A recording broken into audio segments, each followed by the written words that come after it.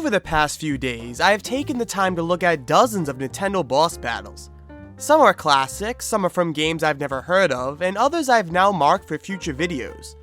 Regardless of how this information will be used later, its current purpose is clear: to see how creepy Nintendo boss battles have evolved over the years. I initially planned to make this video kinda how those evolution videos go, where we jump from 1997 to 98 to 99, but I quickly decided against that. Instead, I separated these boss battles into 3 different categories, those of which I named the Old School Era, the Creativity Era, and the Censorship Era. These 3 categories set the stage for how these horror battles were designed and somewhat set a checklist for elements that should be met. This, in combination with each era's censorship for children's games, allowed different forms of horror to evolve over the years. So without further ado, let's jump right in. I present to you all the Old School Era of childhood horror.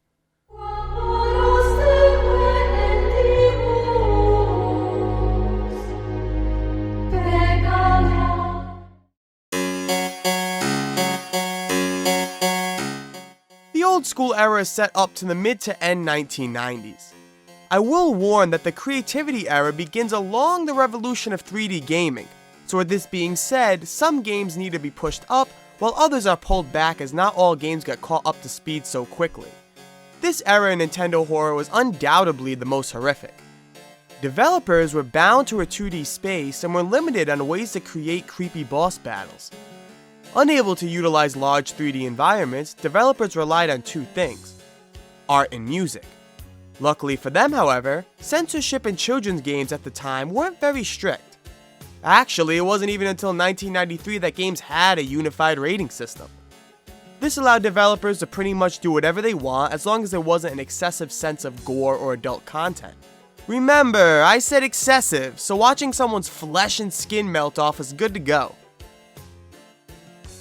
During this era, boss battles such as Gygus and Andross reached our screens.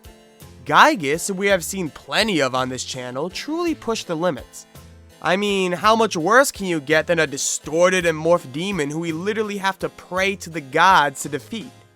With this limit on how scary something can be drawn, developers looked to include infamous soundtracks that followed us throughout our childhood. This added that extra push to truly send these boss battles from creepy to terrifying. Just imagine if this boss battle had this soundtrack.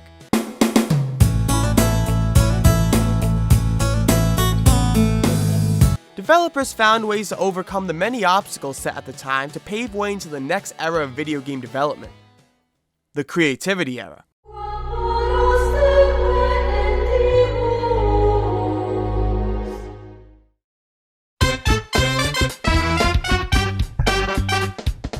.3D gaming was the new hit, and titles like Super Mario 64, Legend of Zelda: Ocarina of Time, and Banjo-Kazooie found their way to the top of every kid's Christmas list. Video games got constructed with a whole new approach and almost acted as a rebirth to gaming. With this, video games now had the whole package to execute skin-chilling horror. Open worlds, 3D models, and an army of game developers ready to scare children into the next generation. Developers finally had the tools, and with the lack of censorship at the time, the option to let their creativity thrive. Except there was one flaw: these games looked terrible. You may think this was a bad thing, but for some reason, the simplicity of these bosses made them even eerier. During this time, we got bosses such as Mad Jack, the Dead Hand Man, and Majora's Wrath.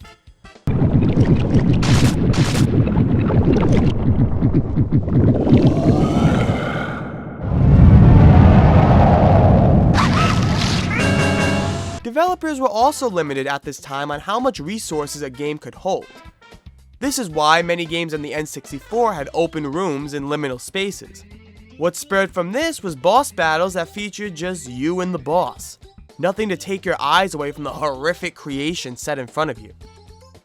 As time moved forward, gaming capabilities advanced, and we now had all the same concepts, just with improved graphics.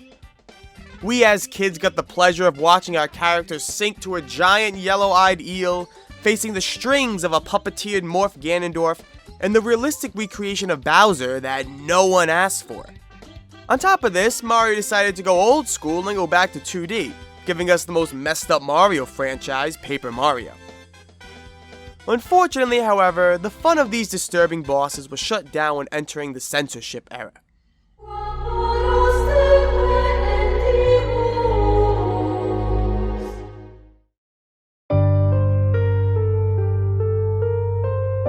The censorship era of Nintendo horror battles was a great time. How did this turn to this? What went wrong? Passing the 2010s, television, video games, and other mainstream medias needed to finally crack down on what was allowed in their networks. Children's shows suffered, and so did the gaming world. Many horror bosses seemed watered down and suitable to avoid any complication with society's look on what makes a game rated E. Horror battles were no longer fought in the means of creepy and disturbing, but instead impressiveness. Colossal bosses were created and in terms of gameplay, excelled. However, many boss battles at this time fell out of place. Whether it was meant to be scary or not, the inclusion of the ruined dragon in Mario Odyssey was, well, weird. We hopped from goofy and cartoonish boss battles to suddenly this. That may be just me, however. Let me know what you thought of this battle in the comments below. This all got me thinking. Was the world of scary Nintendo boss battles over?